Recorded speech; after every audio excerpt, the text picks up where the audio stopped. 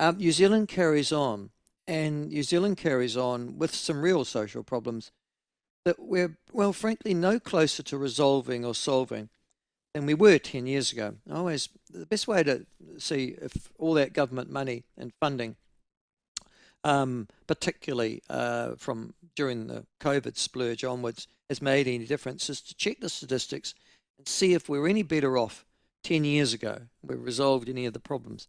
And you might well argue, boy, we've just thrown an awful lot of money down a very large hole to no dramatic effect. Now, as a result of that, last week, for example, the most recent UNICEF Innocenti report card, 19, I assume that must have been 18 before it, called Fragile Gains, Child Wellbeing at Risk in an Unpredictable World, ranked New Zealand 32nd out of 36 countries for overall child well-being. Now that's an appalling stat when you think about it. It ranked us last for child and youth mental health, and the report card from UNICEF also showed that New Zealand had the highest suicide rate for children, the highest of 36 OECD and EU countries, European Union countries, at a rate of almost 3 times higher than the average. It also showed that New Zealand children face a major problem when it comes to bullying, with the second highest rate of children experiencing bullying out of all, again, of the countries included. Now, how long have we been in this area of recognising we've got a problem with the way in which we treat kids in this country?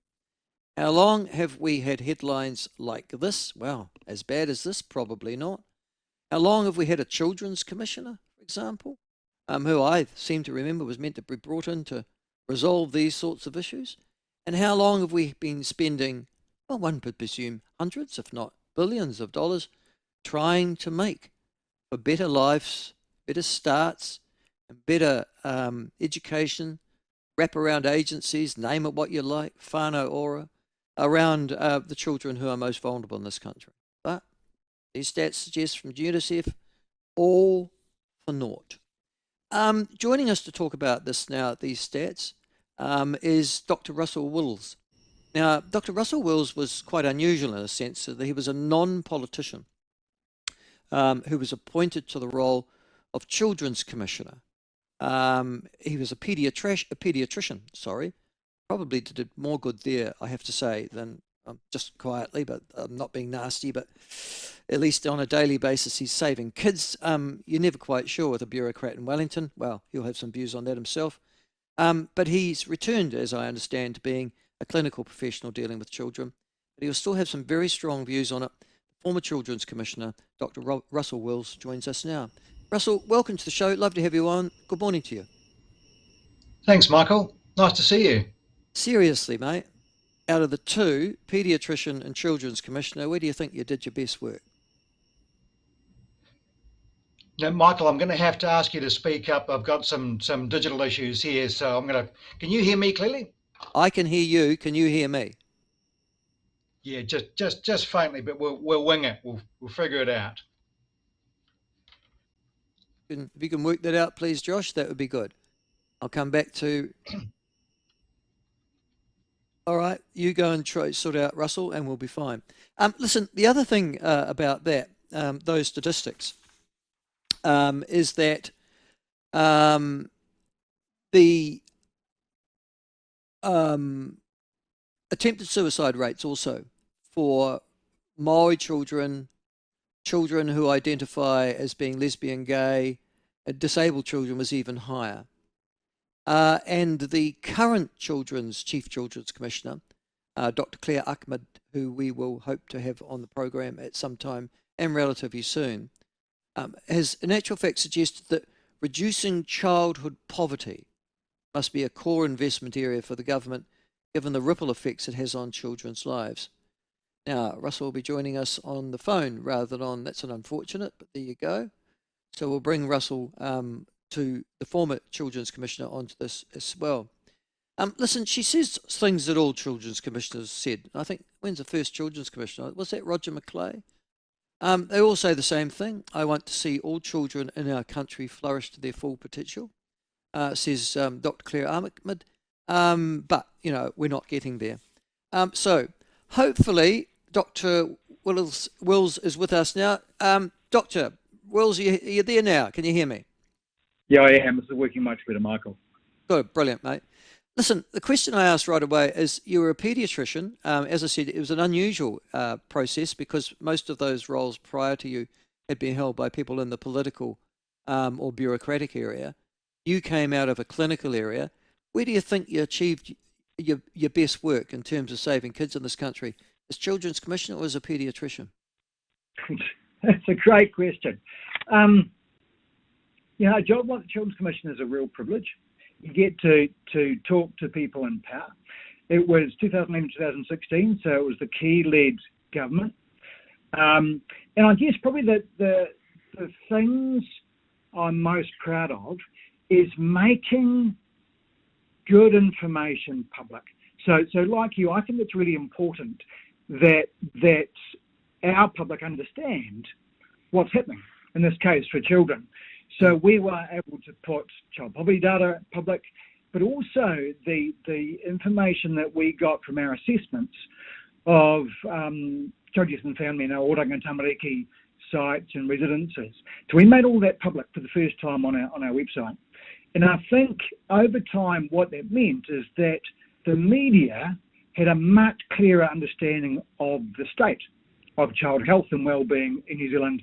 That means we've got a much better informed public than we used to, and that in turn means that there's public support for things that really make a difference rather than window dressing. So I think that's really, that makes a big difference. You saw substantial investment in things like minimum wage and incomes at the bottom end, and we saw a massive investment in new housing, particularly social housing. So all of that I think can only happen if the public have a really clear understanding of what's happening and they support that. They know what works and what doesn't work and what's window dressing. Yeah, except, and I mean, you've had a number of successes, obviously, Andrew Beecroft, Francis Ivers, Claire Ahmed now. We're going backwards. Here we are. It doesn't matter how much information you put out there or public awareness. The reality is that the latest UNICEF survey suggests that far from making progress in comparison to other countries, we're going backwards at a very fast rate of knots. What do you put that down to, Russell? Well, the report, I think a couple of things about that. Firstly, the report is trustworthy. So I think the data is solid. It means that we can benchmark ourselves against other countries. So knowing that you can trust the data matters. So what does it show? There are some things that are better. So childhood mortality is better across the OECD, including New Zealand. And there are things that are worse. We're 36 out of 36 of mental health, 35 out of 36 for physical health, 25th out of 36 for skills. So in that, the big numbers are suicide, which is up. We can talk about that in a bit. And a small decrease in particularly reading and maths skills. Not a huge one, but a small one. What drives suicide? Suicide, I chaired Child and Youth Mortality Review Committee in Hawke's Bay, so I saw every suicide in Hawke's Bay for about a decade. Almost exclusively, adolescent suicide in New Zealand are young Māori men with a terrible childhood of abuse and trauma, who then, something goes well. They get a girlfriend, they get a job, and then the rug's pulled out from underneath them. The girlfriend leaves them, the job doesn't work, and they don't have the skills to be able to pick themselves up, or the people around them who can sometimes. So we need to be really clear in reports like this about who's most affected, why this thing happens, and then we can drive policy and also things that schools and communities can do. No, I think it's a very fair point you raise, and I'm looking at the media reports that are going out at the moment. I don't know why, but there has been the fact that you've just spoken about there now is not widely covered in the media reports of that UNICEF, that you're saying, listen, there's one particular group that skew these stats, and they are this group. How long have we known that, though? I mean, how does that go? Does that precede you being Children's Commissioner? Obviously, it does. Years and years and years. Yeah. The growth in suicide is largely in that group. And we know that suicide is not a mental health issue, Michael. It's a social issue.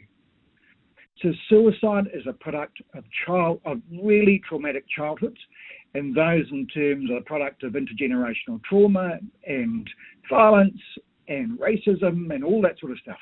So we know that.